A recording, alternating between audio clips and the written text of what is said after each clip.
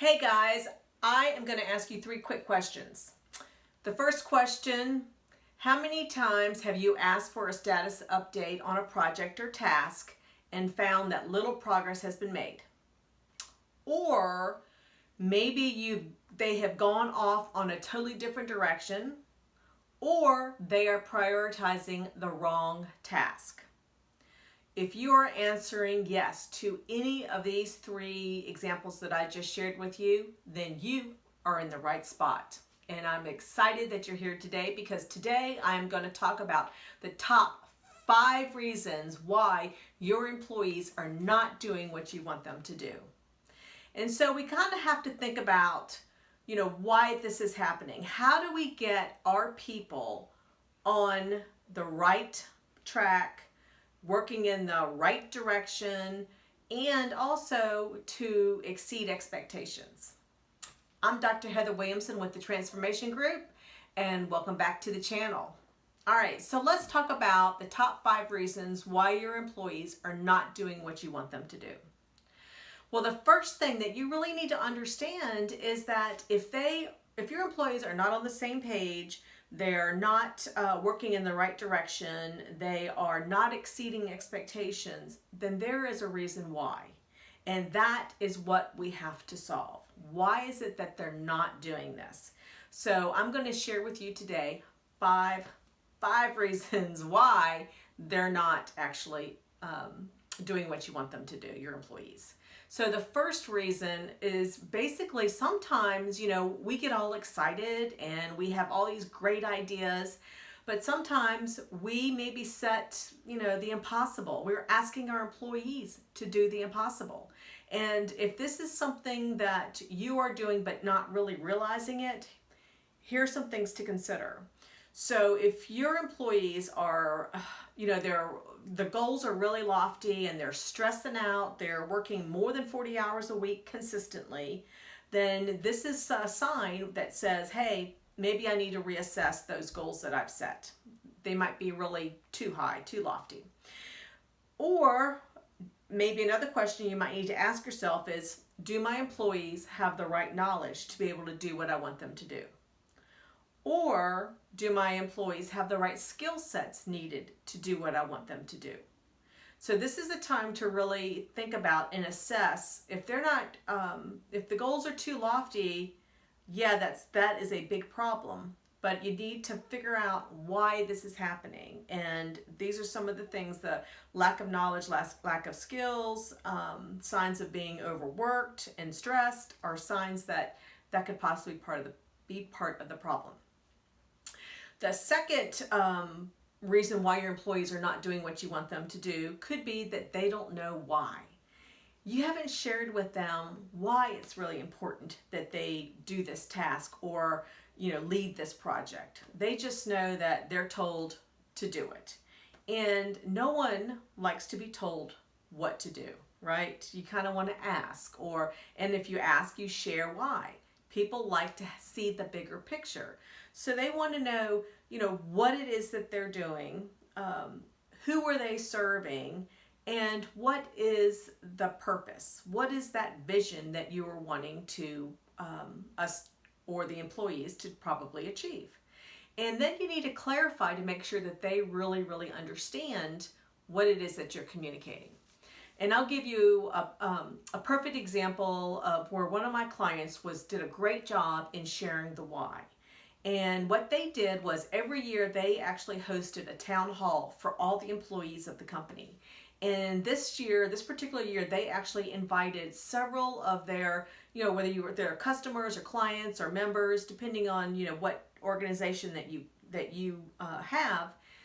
The key is that they invited several of them to come in and speak at the town hall and share their personal experience. Share, let's say, for example, why they worked with this great mortgage person who helped them get a loan for a house. And now they own their first house, they're starting their first family, and they're all excited. Or it could be, let's say, a loan for a car. Now they've have their first car and they're excited because they maybe bought one for the kid to go to college, whatever it is, they're sharing their personal experience. And you can do the same thing in your organization, sharing the why it's important to, serve that customer and have them at the end of, your mindset when it comes to goal setting. Like, otherwise, why are they doing it?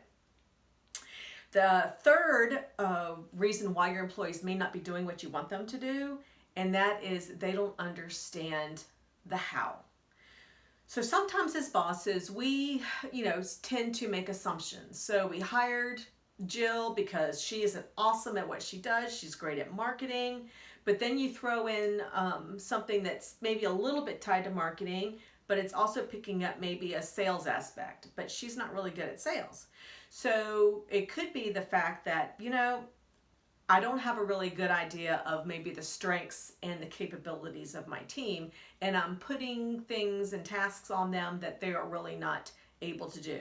It could be that, they don't have the knowledge or skill sets to do it. So understanding, how to get things done, and if they don't, then that's an opportunity for training, for coaching, or if you've got somebody on the team that has the knowledge that you are wanting this employee to have, or possesses the skill sets, then give them the opportunity to mentor.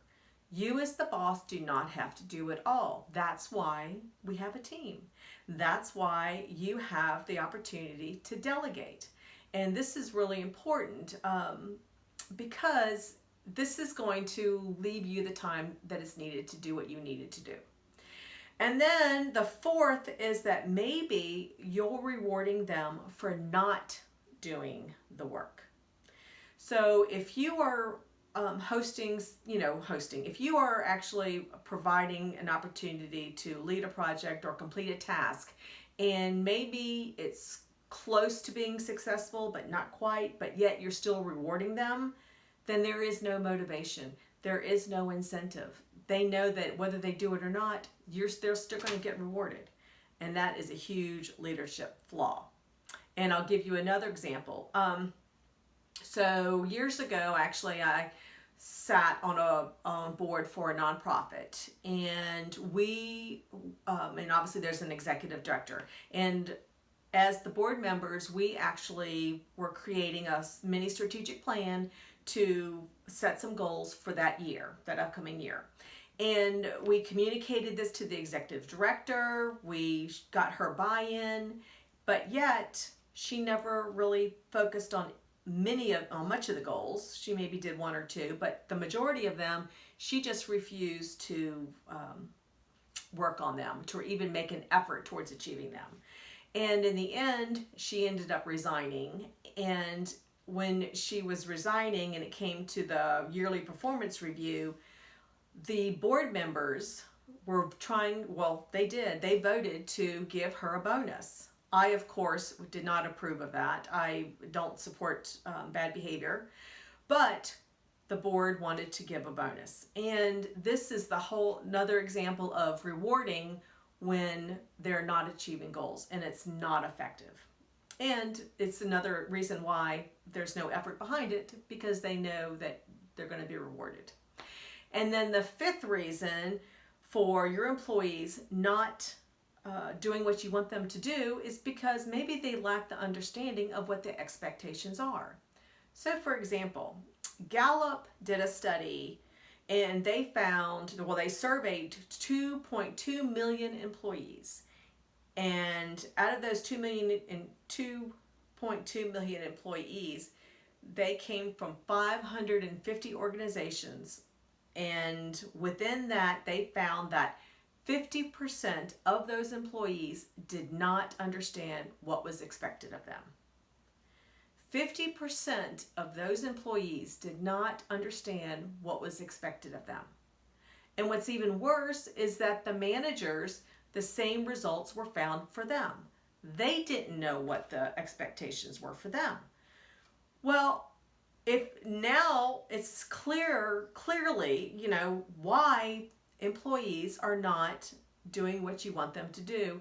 If your managers don't know what the heck is going on, how are they going to tell the employees?